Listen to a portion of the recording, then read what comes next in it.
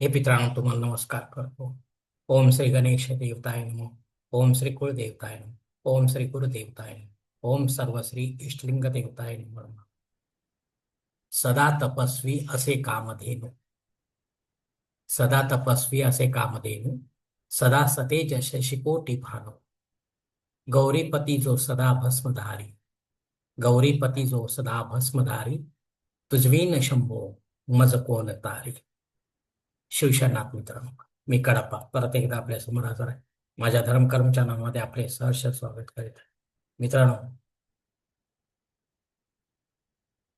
आपल्या सनातन हिंदू धर्मातील सणवार व्रत वैकल्याच्या साखळीमध्ये आज मी आपणास प्रदोष व्रता संबंधी महत्वाची माहिती, पूजाविधी सांगणार आहे, नियम सांगणार आहे. तेव्हा आपणा सर्वांना माझी नम्र विनंती की माझा हा व्हिडिओ आपण शेवटपर्यंत पाहावा आणि ऐकावा.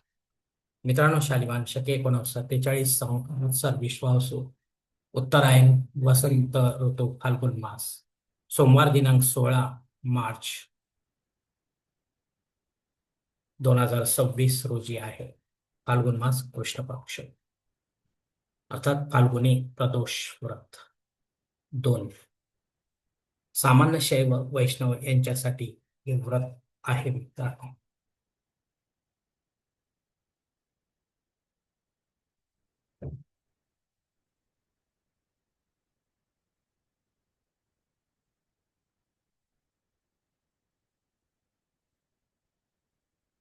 मित्रांनो, अचानक अशौच आले असता उपवास करून माळेविना शिवमंत्र जप सतत करा.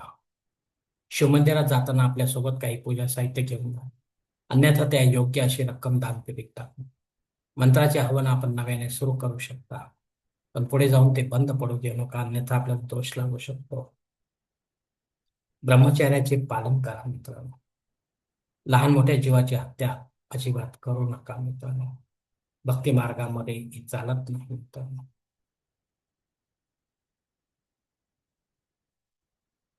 गोमातेला ऋतुफळांचा घास वा महानैवेद्य खाऊ घाला. सूर्योदयापासून प्रदोष काळाची पूजा संपन्न होईपर्यंत उपवास करावा. उपवास काळात फळे व फळांचा रस, दूध व दुधाचे पदार्थ ग्रहण करा. आपले शिक्षण, नोकरी, व्यवसाय सांभाळून शिवमंत्राचा वा गुरु मंत्राचा जप माळेविना दिवसभर मानसिकरित्या करत राहा.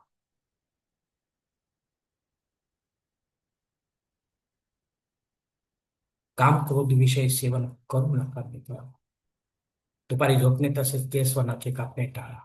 सायंकाळी प्रदोषकाळी सुतेल होऊन शिवलिंग पूजा जवळच्या जागृत शिवमंदिरात पंडिताच्या माध्यमातून व स्वतः विधिवत संकल्प सोडून रुद्राभिषेक सुयुक्त करा.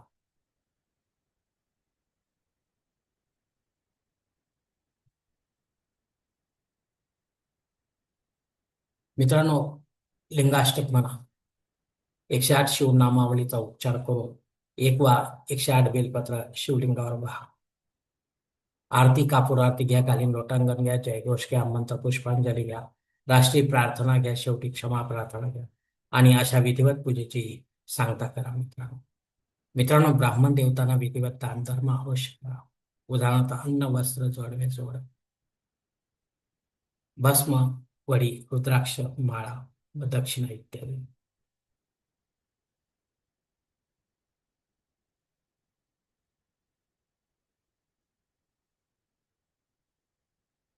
ब्राह्मण देवतांना विधिवत दान धर्म अवश्य करा. उदाहरणार्थ अन्न, वस्त्र, जानवे, जोड, भस्म, वडे, रुद्राक्ष, माळा व दक्षिणा इत्यादी. गोरगरिबांना देखील अन्न, वस्त्र व गरजेच्या वस्तू दान करा. यानंतर घरी येऊन शांतपणे आपला उपवास सोडावा. प्रदोष काळात नाना पद्धतीने शिवगुणगान करा.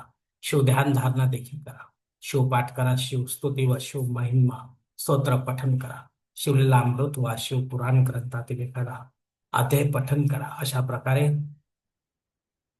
संकल्प सोडून आजच्या प्रदोष व्रताचे नियमात राहून आचरण करा व आपली भक्ती शिवचरणी अर्पण करा. कारण कारण आपणच आहोत आपल्या जीवनाचे शिल्पकार.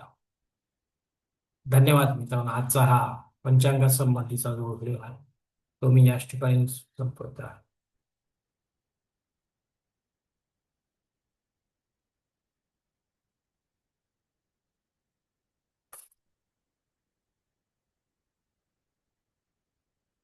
कारण आपणच असतो आपल्या जीवनाचे शिल्प.